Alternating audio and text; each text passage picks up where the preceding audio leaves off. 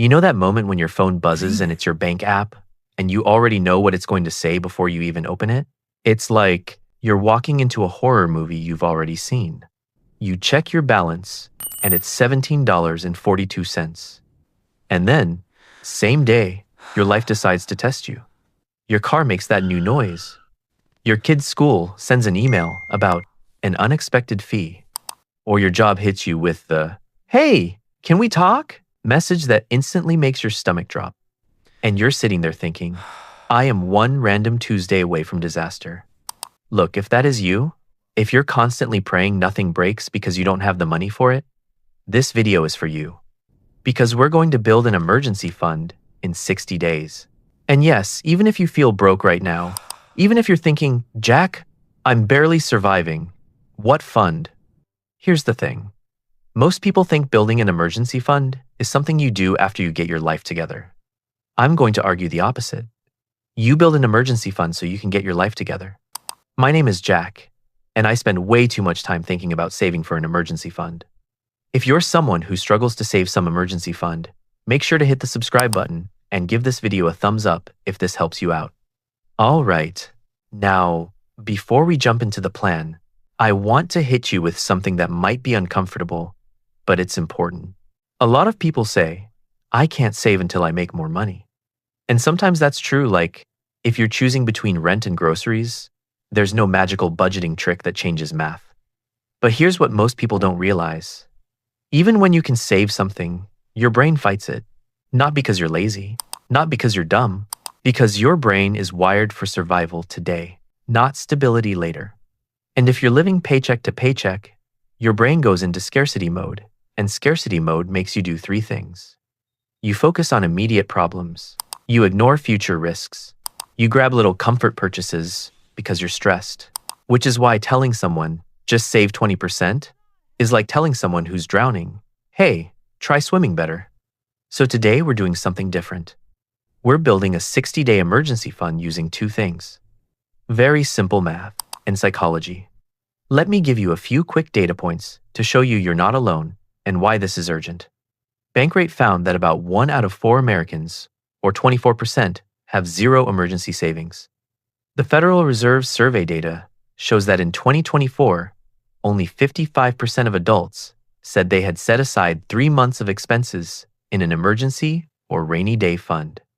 And the American Psychological Association reports that money is one of the top personal sources of stress, cited by 64% of adults in their 2024 survey. So if you feel anxious about money, congratulations, you are extremely normal. Now here's the part that always surprises people. You do not need a perfect, huge emergency fund to get massive relief. A $10,000 emergency fund is great, but a $300 up to $1,000 buffer can be life-changing because it prevents what I call the financial domino effect. One unexpected bill turns into overdraft fees, late fees, credit card interest, borrowing from friends, stress spirals, and decisions made out of panic. An emergency fund is basically a shock absorber for your life. So what's the goal? In 60 days, we're aiming for $600. Why $600? Because it's big enough to handle most random Tuesday problems. A tire, a small medical bill, a utility bill that's higher than expected but small enough that it's achievable even if you're starting from almost nothing. And if you can do more than $1,000, amazing. But we will start small. $600 in 60 days equals $10 per day. That's it. Now, you might be thinking, Jack, I don't have $10 a day. I barely have money left after bills. Totally fair. So here's the strategy. We are not going to save $10 per day by suffering. We're going to build a system that finds $10 per day through a mix of reducing leaks, creating a little extra income, adding friction between you and impulse spending, automating the wins so you don't rely on motivation. This is where it gets really interesting. The emergency fund isn't just money. It's a behavior machine. Here's the framework we'll use. Separate, stabilize, squeeze, supplement, and we're going to run that like a 60-day sprint. Let's go step by step. Day 1 is not save money. Day 1 is stop saving in the same place you spend. If your emergency fund is sitting in your checking account, it's not an emergency fund. It's a snack fund. Look, your brain treats money that's visible and easy as available. So we need separation and friction. Do this today. Open a separate savings account or a second wallet if that's what you have. Rename it Do Not Touch Emergency Fund. If your bank lets you hide accounts from the main screen, hide it. This sounds silly, but it works because you're designing your environment. Here's what most people don't realize. Willpower is not a strategy. Environment is a strategy. Now, automate something that feels almost too small. If you can do $5 per day, do $5 per day. If you can do $3 per day, do $3 per day. If you can do $25 per week, do $25 per week. The goal is not the amount. The goal is the habit that runs without you. Because if you rely on, I'll save whatever is left at the end of the month, you will save nothing every time. Set up an auto transfer timed right after payday. Not when you remember. Not if you feel like it. Just right after payday. Okay, now we hunt for the first $100. Because your brain needs proof, it needs to see movement. Here are the fastest, most realistic ways to get $100 in week 1. A. Cancel one thing you forgot you're paying for. Go to your bank statements and look for subscriptions, app fees, memberships, random trial charges. Cancel just one. Even $10 per month matters because it's not just $10. It's $10 plus the habit of not paying for stuff you don't use. B. The 48-hour pause rule. For the next 60 days, any non-essential purchase gets a 48-hour wait. Not forever, just 48 hours. That pause breaks the impulse loop. Because the real enemy of saving is not Starbucks, it's impulse. C. Sell one thing this weekend.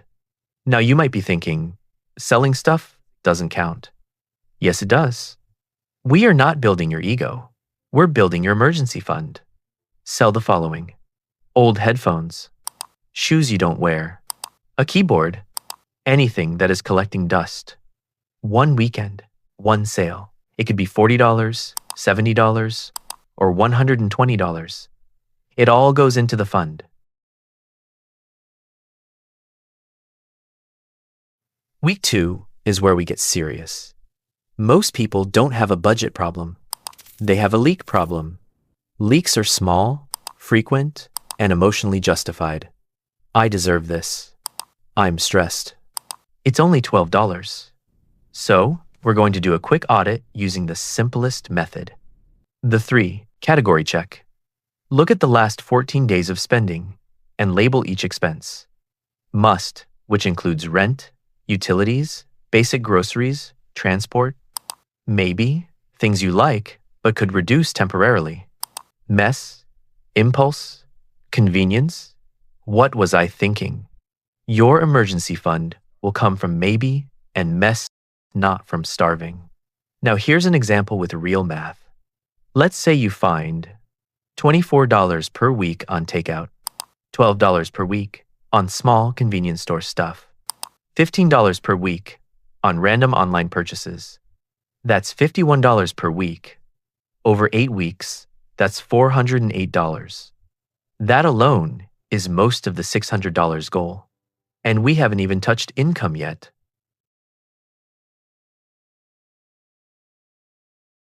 Groceries are where people get wrecked, not because they're irresponsible, but because food decisions happen when you're tired. So in weeks 3 and 4, you do 2 things. A. Pick 6 cheap staple meals and repeat them. Not forever, for 60 days. You need default meals so you don't decide from scratch every day. Examples: rice plus eggs plus frozen vegetables, pasta plus sauce plus tuna or chicken, beans or lentils plus bread or tortilla. Oats plus banana plus peanut butter. The point: predictable meals reduce decision fatigue. B. One treat rule. You're allowed one planned treat per week. Planned, because if you remove all joy, you will rebound and spend more later. This is Psychology 101. Restriction breeds rebellion. All right, this is where we speed up, because cutting can only go so far. So we add income, not by starting a business empire, but with quick, realistic moves. Option 1. Ask for more hours, extra shifts, overtime. If that's available, it's often the highest ROI action. Even 4 extra hours per week at $15 per hour is $60 per week. In 4 weeks, that's $240. Option 2. One weekend, money mission. Pick one. Delivery driving, freelancing, helping someone move, house cleaning, tutoring, anything that pays quickly. Goal: $150 in 1 weekend. Now you might be thinking, that sounds exhausting. Yeah, it is. But it's 60 days. And the payoff is you stop living in financial fear. Option 3. Negotiate one bill. Call your internet provider, phone provider, insurance. Ask, do you have a cheaper plan? Can you remove fees? Are there promotions I qualify for? Even saving $20 per month is $40 over 60 days, and it continues after. Here's what most people don't realize. The hardest part isn't saving the money once. It's not spending it later when your emotions spike. So we add rules. The emergency definition rule. Emergency equals something that threatens. It includes health, housing, transportation to income, basic utilities. Emergency is not a sale, a vacation, boredom, a bad day. Write that down. Seriously. Put it in your notes app. The replace first rule: if you use it, refill it. If you spend $120 from the fund on a real emergency, the next goal becomes replenish that $120 first. This keeps the fund alive instead of slowly dying. Let me tell you about someone I'll call Maya. Maya wasn't careless. She was just stuck. Every month was tight. Every surprise bill went on a credit card. And then the card payment made next month tighter. Classic loop. So she tried a real budget and failed because it was complicated and honestly depressing. Then she did something simple. Separate account. Auto transfer of $5 per day. Sold a few things. Cut 2 subscriptions. Did 1 weekend gig. By day 30, she had around $320. And then her car needed a repair. Old Maya would have used a credit card at 24% interest and spent the next 6 months miserable. New Maya paid cash. And she told me something that stuck. It wasn't the $320. It was knowing I could handle life. That's the point. This is not about being rich. It's about being unpanicable. Look, I'm going to be slightly frustrated for a second because I need you to hear this. Most people don't fail financially because they're irresponsible. They fail because they wait until they feel ready. And meanwhile, life keeps happening. Your emergency fund is not a luxury.